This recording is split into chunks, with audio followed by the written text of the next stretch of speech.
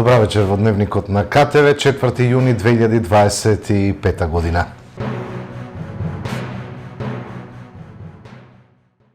Синоќа во Кавадарци се одржа свеченост по повод 80 години Македонски Црвен крст. По повод јубилејни 80 години Црвен крст Македонија, генералниот секретар Саид Саити и председателот на Црвен крст Кавадарци Димитар Каракулев му доделија јубилејна плакета на градоначалникот на Кавадарци Митко Јанчев за посебен придонес во остварувањето на целите и задачите на Црвениот крст.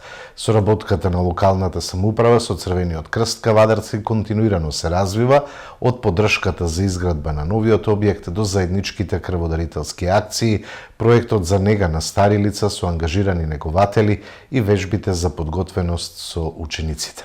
Оваа година обележуваме 80 години од постоење на Црвениот крст на Република Македонија, значи од 45 година па наваму, и во овој времеплов, наречен 80 години, се менувале генерации и генерации, поединци, вработени, волонтери, членови на Црвен крст, па дојде ред еви ние во ова денешно време да покажеме што знаеме, се во насока, односно во услуга на граѓаните на Република Македонија.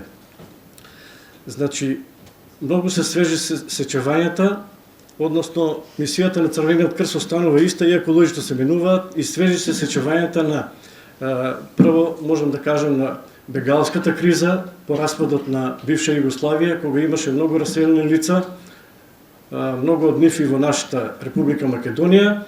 Задачата на Црвениот крст во тоа време беше да се грижи за овие раселени лица, да ги снабдува, да ги смести по семејства, да ги снабдува со храна, облека, средства за хигиена и најважно, раздвоени членови од едно семејство кои што се раселени во различни републики или држави да ги спои. Понатаму свежени се сечевањата за поплавите во соседна Србија и поплавите во Република Македонија, кои што однесува многу човечки жртви, и тогаш Црвениот крст беше на првите борбени линии, значи помагаше таму каде што е најпотребно. Во поново време се сеќаваме на пандемијата од COVID-19, каде што исто така Црвениот крст имаше значајна улога при дистрибуција на лекови до болните и во нивните домови и најмногу во процесот на вакцинација во пунктовите каде што се вршеше вакцинација, а Црвениот крст беше присутен секојдневно во стварање на тој ред, значи при таа вакцинација. Во поново време се сеќаваме на последиците од земјотресите во Турција и Сирија, каде што исто така Црвениот крст даде своја значајна улога. Меѓутоа, можам да кажам дека ние како Црвен крст тоа не го направивме сами, сето тоа го правиме со вас, можеби вие несвесно, меѓутоа вие сте сите заедно со нас Црвен крст, вие сте тие чинители и сите заедно сме дел од еден систем на одбрана, на самозаштита, на човековото битие. Во сите од вас постои хуманост, меѓутоа некој тоа треба да го поттикне и да го направи. Ние тоа успешно го правиме преку нашите волонтери, преку нашите членови, организирајќи голем број на хуманитарни акции заедно со вас, се со цел да се помогне на разните целни групи и на нашето население. Тука сме денеска да го одбележиме јубилејот на една голема организација во државата. Ако велиме дека Македонија е создадена 45-та со одлуките на АСНОМ, тогаш бидете уверени и сигурни дека Црвениот крст е еден од продуктите на АСНОМ. Тој е создаден исто така со одлука на АСНОМ 45-та година. Само малку институции постоеле во тоа време или формирани се во тоа време од страна на тоа заседание второ на АСНОМ. Тоа значи дека Црвениот крст имал тогаш важност, низ времињата имал важност, има и сега важност. Значи, цело време, додека ја градевме и развивавме државата, одевме заедно, чекоревме заедно, бевме таму каде што беше потребно, каде што ние бевме потребни, нели, и каде што им требавме на луѓето. Тоа го правиме и денеска. Велиме дека ние гледаме луѓе. Гледавме во минатото, гледавме сега, ќе гледаме и во иднина. Значи, организацијата наша, како таква, веројатно не ќе беше тоа што е, доколку не беше поддршката на граѓаните, доколку заедно не ја создадовме таа синергија или заедничка енергија и потреба да одиме напред со работите. Навистина е чест оваа генерација која се наоѓаме во Црвениот крст да го прославиме овој јубилеј, но секако дека заслугите не треба да бидат наши, не треба да бидеме себични никако во тој дел, него напротив, на сите тие кои беа пред нас, на сите тие кои го создадоа, го створија Црвениот крст, голема една благодарност, на сите сегашни генерации, било тоа да се волонтери вработени, исто така една голема благодарност за тоа што без нивниот труд и без нивниот ангажман секако дека Црвениот крст на Македонија нема да биде тоа што е, а Црвениот крст на Македонија денеска е еден партнер на државата, една организација, често пати велиме институција без која не може да се замисли овој современиот живот.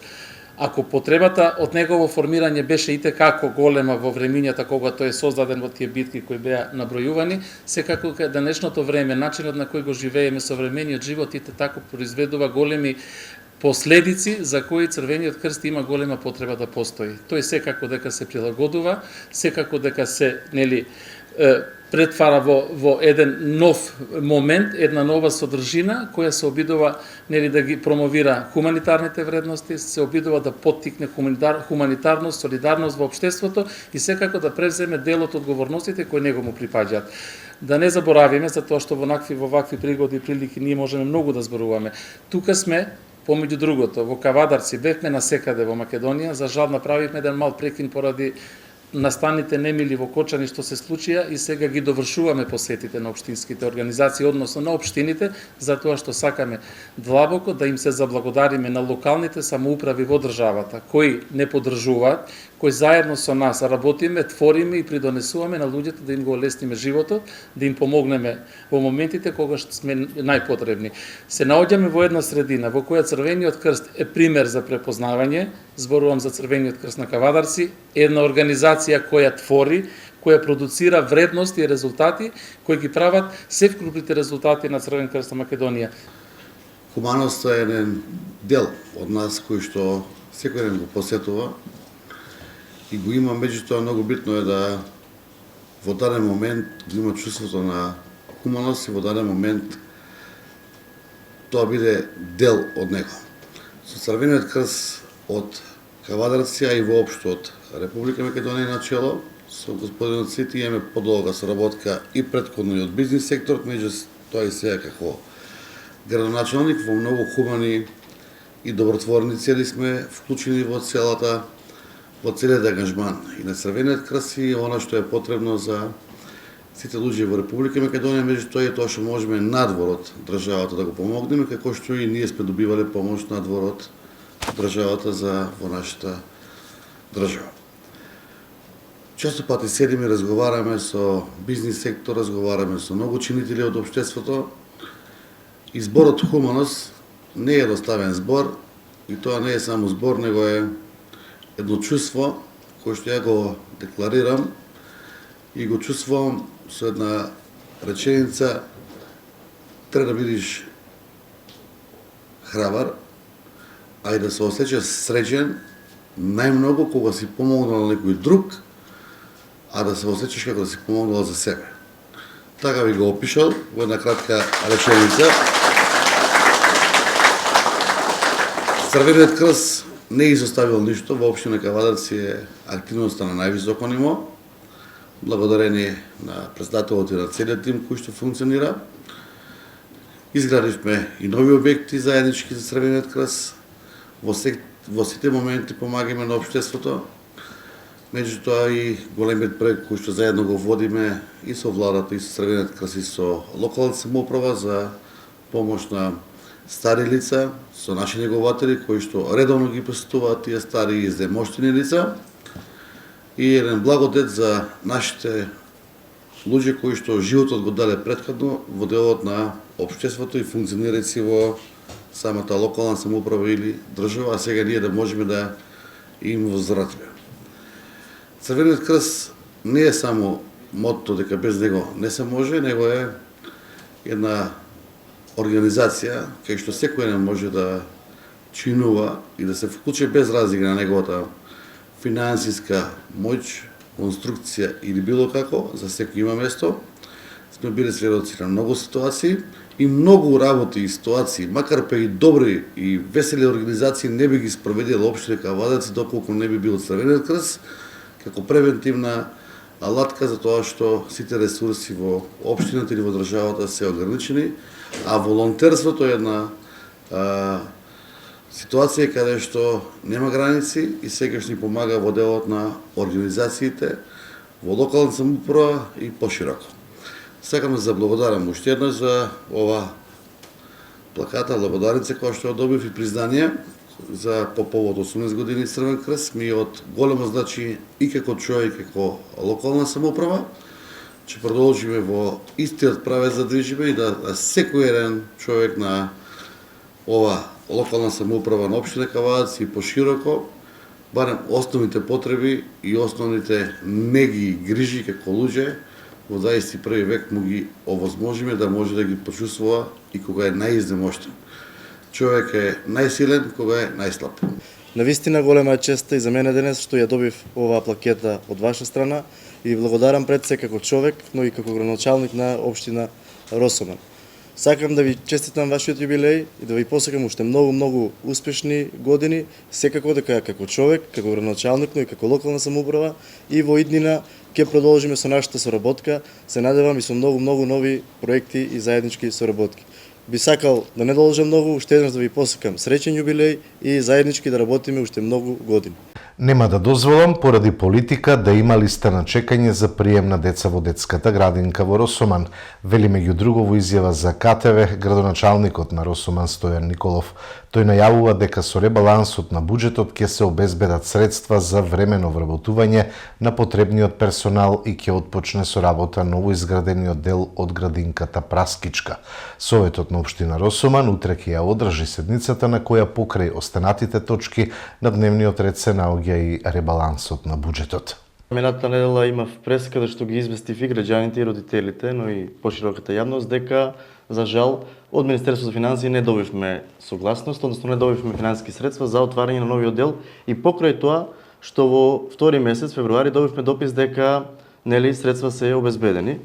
За жал и по мојот прес, по моето известување на пошироката јавност, се уште немам ниту ме контактирал некој од надлежните институции, ниту ме прашал, па затоа решението, односно новитетот е тоа што утре на седницата на Совет имам ребаланс на буџет и во ребалансот предвидувам средства за времени вработувања со цел тие времени вработувања да ги искористиме за отварање на новиот дел на градинката. Секако тоа ќе бидат луѓе кои што се со сите потребни лиценци за да работат во детската градинка. Со тоа сакам да кажам уште еднаш и да се обратам до граѓаните и до цела јавност дека децата на листа на чекање нема да ги оставиме сами, односно тие 40 деца ќе бидат згрижени со тоа што општината ќе одвои средства во буџетот. Како и до сега, кога се работи за интересите на општина Росоман, советниците се единствени и очекувам утре ребалансот да биде изгласан, а со тоа тие 40 деца да ги згрижим. Нема да дозволам и во иднина никој да се игра политика врз грбот на децата. Како градоначалник ги бранам интересите на сите граѓани и на сите деца без разлика на политичката партија, без разлика на било какво друго убедување. Јас сум бил и ќе останам градоначалник на сите луѓе. А тие 40 деца кои што ни се на листа на чекање, после усвојувањето на балансот ќе бидат згрижени. Синоќ во 20 часот и 30 минути полициски службеници од Овара Кавадарци ги лишија од слобода АТ-38 и СС-39, двајцата од Кавадарци. Имено во Росоман полициски службеници дале знак за запирање на патничко возило Форд со кавадаречки регистарски ознаки кој го управувал АТ, а сопатник бил СС. Но АТ не застанал и со возилото се обидел да удри полициски службеник. По преземени мерки лицата се пронајдени, при што кај СС се пронајдени одземени бела грудчеста материја, нож и други предмети. Тие се задржани во полициска станица и по документирање на настанот против нив ќе биде поднесена соодветна пријава, информира денеска од СВР Велес. Во изминатиот период се одвиваа градежни активности на повеќе локации во Кавадарци, меѓу кои поплочување на тротоари на улица Индустријска на површина од 1200 метри квадратни, дел од програмата за комунална изградба за 2024 година, информираат од локалната самоуправа. Најмладите денеска се надпреваруваа во областа на сообраќајот. Во детската градинка Рада Поцева, објект Сонце, се одржа традиционалниот весел детски семафор.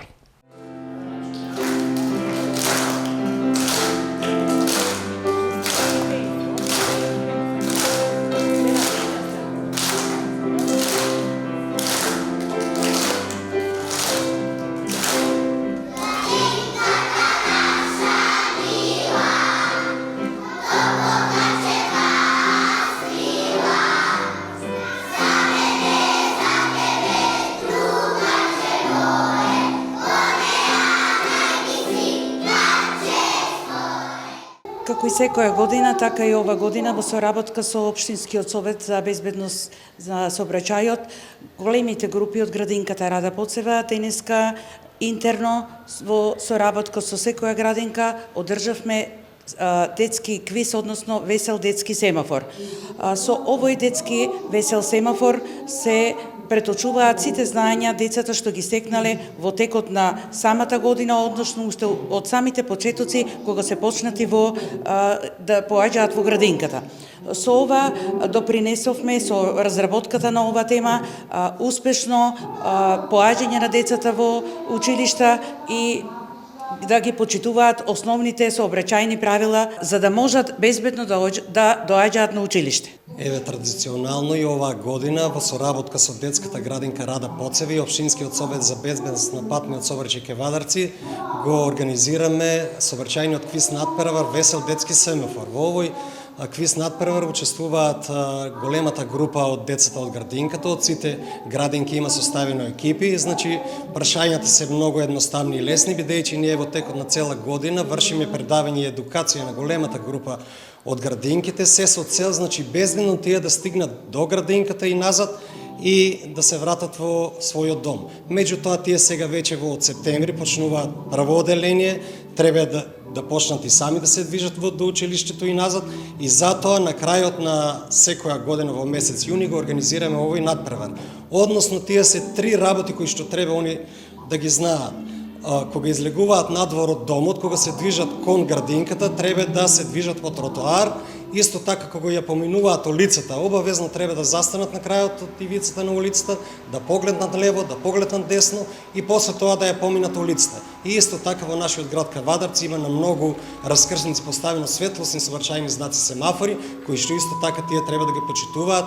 Ние и на лице место ги носиме на раскрсниците со нивните воспитувачи и негователи и им покажуваме, значи, на кое светло тие треба да поминат на улицата, односно, значи, кога е запалено зеленото светло, тие треба да ја поминат улицата, а кога е запалено црвеното светло, тие треба да чекаат.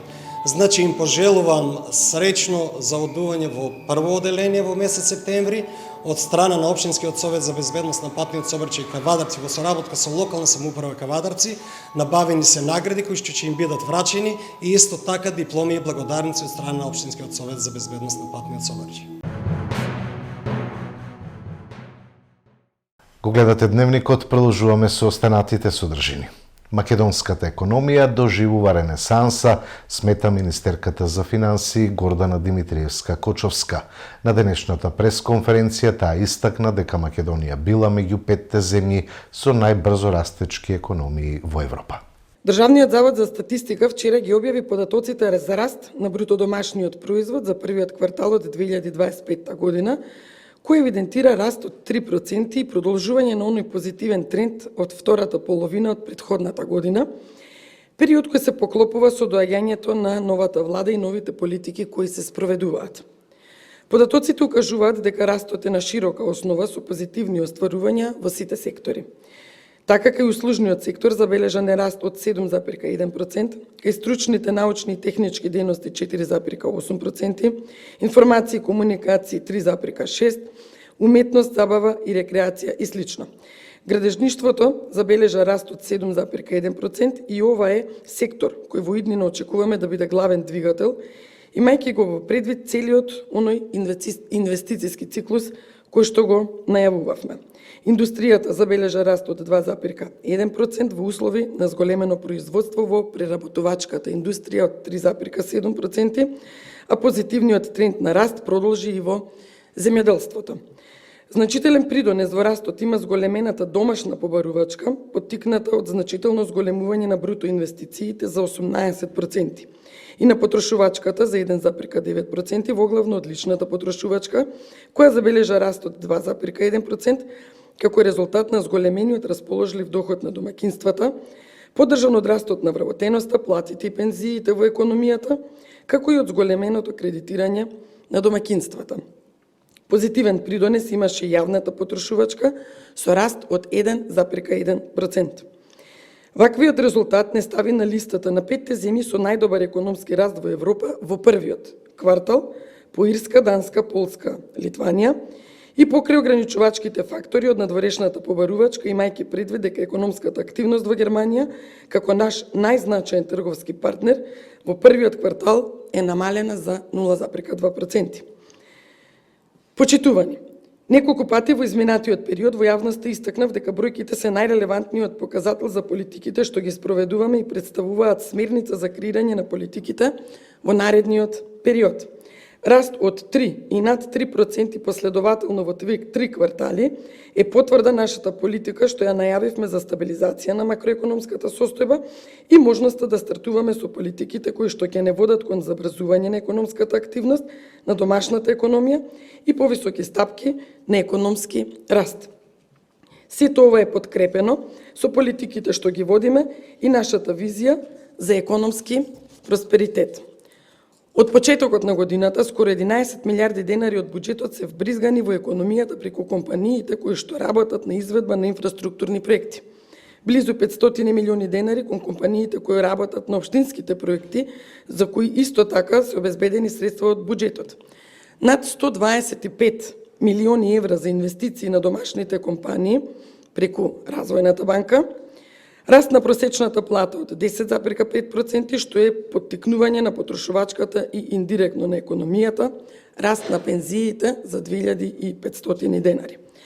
Тоа е нашиот концепт и нашата политика, која за највисок приоритет ја има економијата и незиното забрзување, а имајќи ги предвид условите во надворешното обкружување, кое не е најповолно. Фокусот е на домашните компании, подобрување на бизнис обкружувањето со цел привлекување повеќе странски инвестиции, отварање нови работни места, остварување повисоки плати и на крајот она што е целта подобар стандард за граѓаните. Тоа е моделот од кој ќе ги очекуваме бенефитите да стигнат до секој еден во државата. Почитувани, ова се различни сигнали кои се поволни, првични сигнали кои се поволни се показател дека проектираниот раст од 3,7% е остварлив за оваа година и ќе биде мотор за остварување повисоки стапки на раст на среден рок, кои просечно би изнесувале 4,7%, а кои ќе базираат на инвестиции и во јавниот и во приватниот сектор. Имаме план, имаме визија и сета енергија ќе ја насочиме преку институциите, тој план да го оствариме за доброто на сите граѓани. Економијата е пред колапс, каснат плати, дали буџетот е празен, праша денеска од опозиционата СДСМ.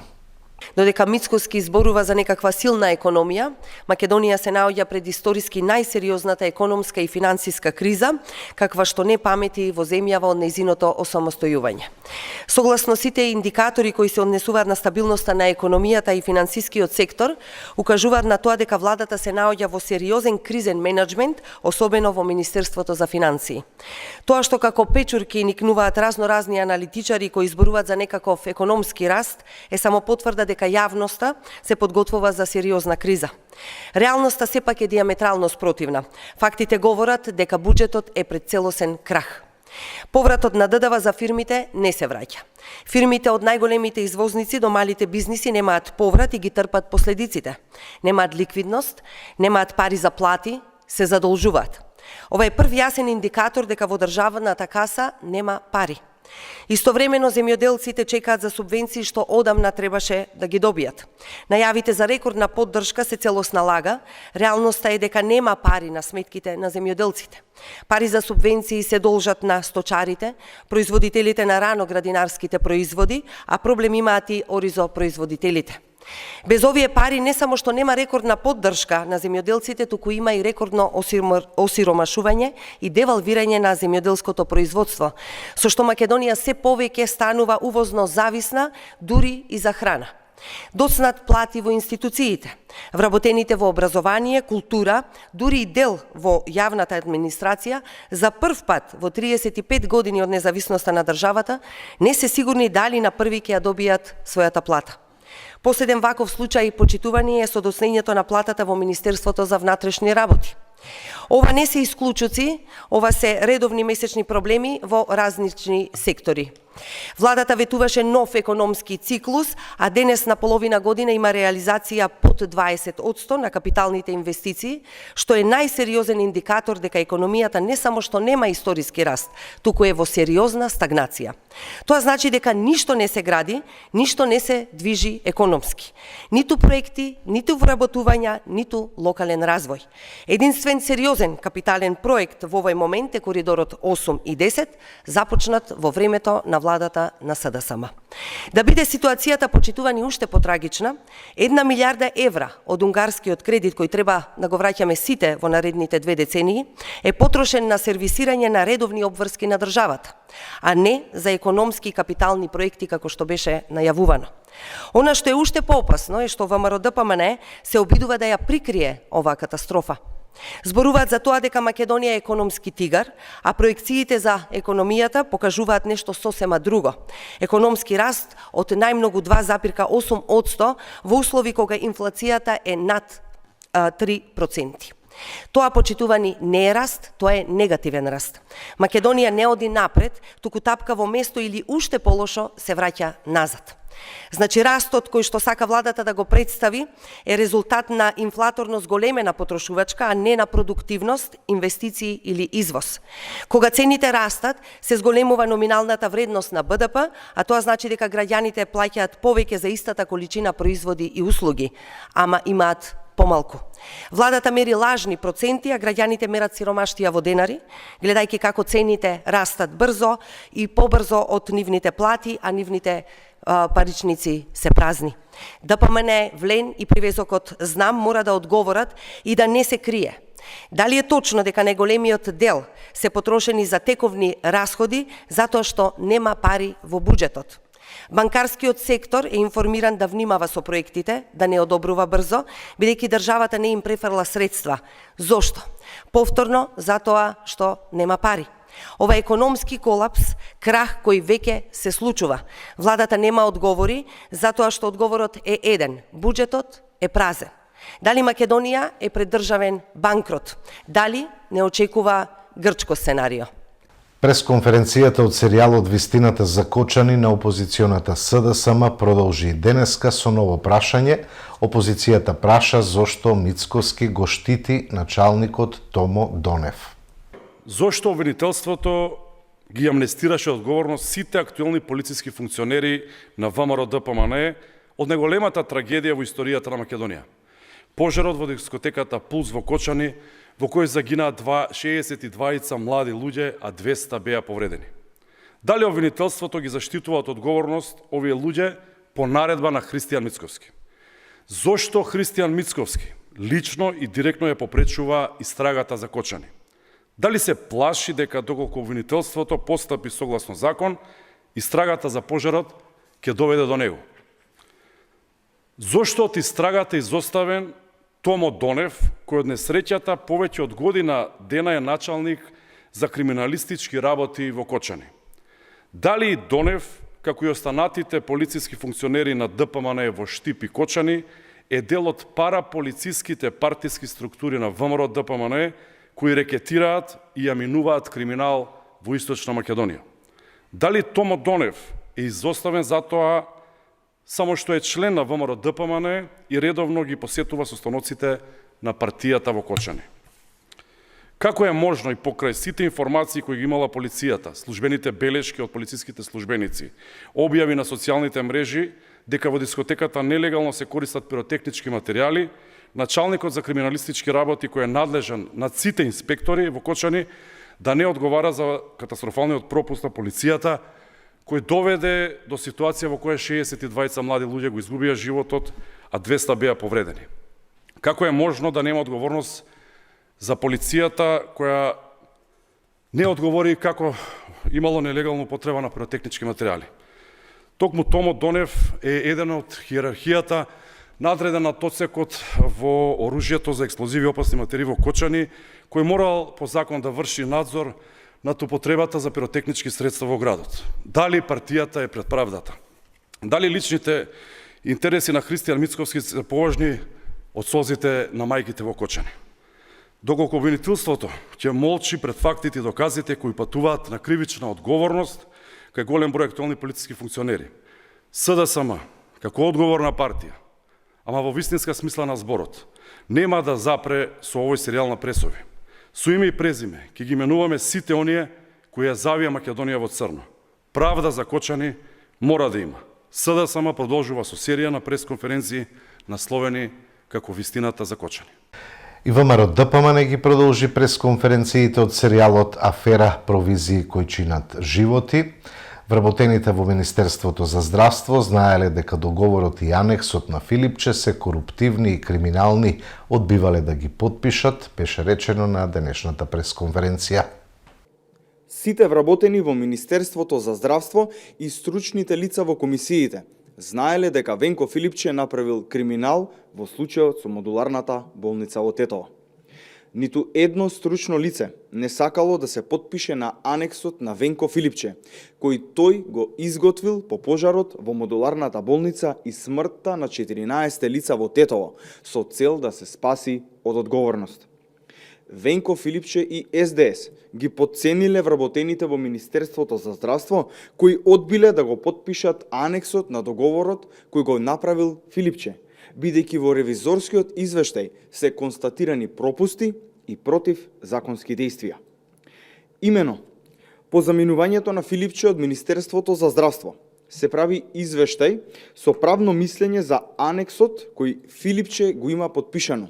И во извештајот стои дека договорот наитно треба да се раскине, а анексот на Филипче да се прогласи за ништовен, со цел да се спречат идни незаконски, правни и фискални импликации. Лицето кое ја обавувало функцијата проектен менаџер не постапило по извештајот на проектната единица и на своја рака продолжувало да комуницира со изведувачот. Истото лице врши притисок да се продолжи реализацијата според основниот договор и да се наплаќа по тие цени, но вработените, свесни дека овој договор е коруптивен и криминален, одбиваат да се потпишат. По долг период на непостапување, проектниот менаџер не го раскинува договорот и до септември 2022 година не презема ништо, со што го става изведувачот во полна состојба за поднесување тужба за надомест на штета. Тогашниот министер Беким Сали бара внатрешен ревизорски извештај, кој е подготвен кон крајот на јануари 2023 година. Тој заминува од Министерството за здравство на почетокот на февруари 2023 година, а на негово место доаѓа Фатмир Меджити, кој го игнорира извештајот како да не постои. Министерството, поради тужби за камати, доставува информација до владата, со која предлага на изведувачот да му се плати спогодбено под услов да се откаже од каматите. Владата носи одлука на 11.7.2023 година со која се одобрува исплата преку спогодба. Сега тука е клучниот момент. Никој од проектната единица не сака да ја потпише спогодбата. Зошто? Затоа што знаат колку е корумпирана и криминална оваа работа, со 20% провизија која завршила во нечи джеб. Почитувани, ова е вистинското лице на Венко Филипче, кое го штити јавното обвинителство. Наместо да се отвори постапка против Филипче, целиот овој процес стои во некоја фиока и не се постапува.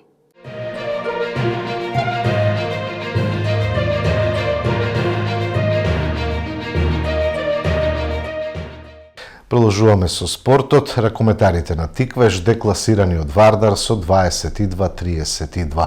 Последното коло ќе го даде конечниот изглед на ракометната сезона во Македонија. Синоќа во рамките на предпоследното коло од ракометниот плейоф во последниот надпревар сезонава во Кавадарци, новиот освојувач на купот екипата на Скопски Вардар го декласираше домакинот Тиквеш. Иако нема многу време за одмор, ракометарите на Вардар максимално професионално си ја одработија својата задача пред кавадаречката публика и славеа со убедливи 22-32. Очигледно, оваа сезона ќе се решава во последното коло предстојниот викенд. Претходно, Еврофарм Пелистер вечерва во заостанат надпревар ќе мора да го победи Алкалоид доколку сака да остане во трка за шампионската титула. А потоа викендов, големото дерби за титулата помеѓу Вардар и Еврофарм Пелистер. На Вардар за титулата на таа средба ќе му одговара и нерешено, заради победата во првиот меѓусебен дуел од плейофот. Но не е само тоа. Во последното коло ќе падне одлуката и за тоа кој покрај Вардар, Еврофарм Пелистер и Алкалоид ќе игра во ракометна Европа. Имено Охрид и Тиквеш во последното коло ќе влезат со по 5 бода и во меѓусебниот дуел ќе решат за тоа место во Европа. По завршувањето на сезоната, управата на ракометниот клуб Тиквеш ќе мора подитно да ги засука ракавите за да го екипира тимот за следната сезона. Од клубот ќе си замине Анастасовски, кој потпиша за Вардар, како и Шулевски, кој премина во редовите на новиот суперлигаш Еврофарм Пелистер 2. На Анио Бина му заврши договорот, па тој кариерата ќе ја продолжи во Франција, а има најави и за нови заминувања.